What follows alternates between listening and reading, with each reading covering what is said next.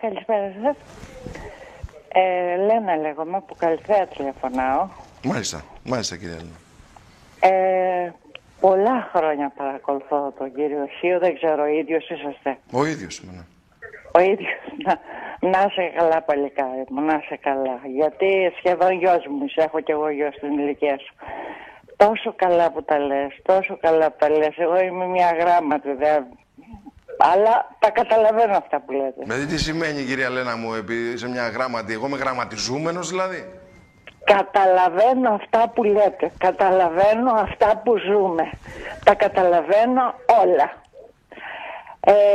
Ο συγχωρεμένος ο πατέρας μου, για αυτούς που μας κυβερνάνε, τους έλεγε κουκούδια, γιατί είμαι από παραμεθόριο γραμμή. Από πού είστε, από πού είστε κυρία Λένα? Γιάννενα. Γιάννενα, μάλιστα. Γιάννενα. Και είχε τόσο δίκιο, Θεός χωρέστονε. Και τώρα μας κυβερνούν τα κουκούδια, δυστυχώς. Τι εννοούσε κουκούδια, τους κουκουέδες, δηλαδή τους κομμουνιστές? Τους κομμουνιστές τους έλεγε κουκούδια. Α, τους κομμουνιστές τους έλεγε κουκούδια, μάλιστα. Γιατί εμείς τους λέμε αλλιώς. Πώς? Κουμούνια. Κουμούνια. Το ίδιο. Το ίδιο. Εκείνος ήταν απλός άνθρωπος, τους είχε ζήσει. Είχε ζήσει το παιδομάζεμα. Ο πατέρας σου πότε έφυγε κυρία Λένα? Ο πατέρας μου έφυγε εδώ και 20 χρόνια. 20 χρόνια, σε τι ηλικία έφυγε? Ναι. Έφυγε στα 70 περίπου. 70, ήτανε, δηλαδή ήταν γεννημένος... Πολέμησε το 40. Πολέμησε το 40. Βεβαίως, βεβαίως. Πολέμησε και στον Ανταρτοπόλεμο? Όχι, γιατί ήταν στα Γιάννενα. Ήταν στα Γιάννενα. Και μου λες ότι έζησε το παιδομάζωμα. Το ζήσε στο χωριό και το δικό μου τον αδερφό θα τον παίρνανε. Αν δεν είχαμε ένα ρουφιάνο γείτονα, αλλά ήταν γείτονας, συγγνώμη για την έκφραση. Και μας ειδοποίησε και πήγαμε στις φυλές για να γλιτώσω τα αδέρφια μου, να γλιτώσουν τα παιδιά τους. Πού ζούσατε, σε ποιο χωριό ζούσατε?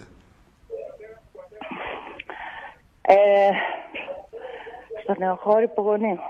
Στο Νεοχώρυπο Γωνίου. Πολλά είπα όμως. Εντάξει, στο Νεοχώρυπο Γωνίου, ναι, είναι μια περιοχή η οποία επλήγει από τους συμμορίτες.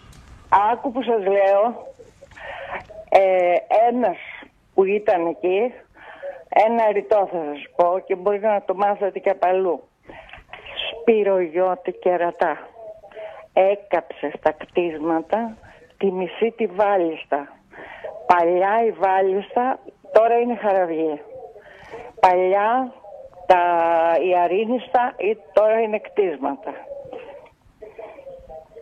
Πήγαν μέσα, ήρθανε και μας έκαναν τους καμπόσους και μας λέγανε σε αυτό το σπίτι βάλαμε φωτιά, αυτό το παιδί πήραμε, το άλλο παιδί πήραμε. Αφού ανοίξανε τα σύνορα. Μ' ακούτε? Σας ακούω κυρία, σας ακούω.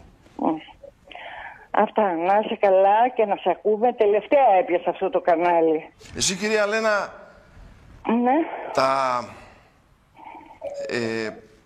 Έχεις γεννηθεί... Εγκρίνω όσα λέτε. Εγκρίνω όσα λέτε. Εσύ βεβαίως έχεις γεννηθεί μετά το 45-50, έτσι? Το πρώτο. 45? Το πρώτο, για να μην... Ναι, για να μην δίνω. Το 45 γεννήθηκες? Ναι, για να μην δίνω πολλά στοιχεία. Είσαι ίσα με τη μάνα μου. Να είναι καλά και να τη χαίρεστε. Μόνο να προσέχεις, η Παναγία μαζί σου. Γιατί έχω γιο στην ηλικία σου. Αυτό σου λέω μόνο. Να είσαι καλά και να τα λες. Όπως τα λες. Σε παραδέχομαι. Να είσαι καλά κυρία Λένα. Σαν μάνα, σαν πατριώτη. Εγώ πάνω απ' όλα αγαπάω την πατρίδα μου. Την Ελλάδα μου. Και μετά τις οικογένειες και όλου του κόσμου, τα παιδιά και όλο τον κόσμο. Αλλά πάνω απ' όλα είναι η Ελλάδα μου. Η ξεπουλημένη. Πονάω. Πονάω. Αυτά. Καλό σου βράδυ, καλό κουράγιο.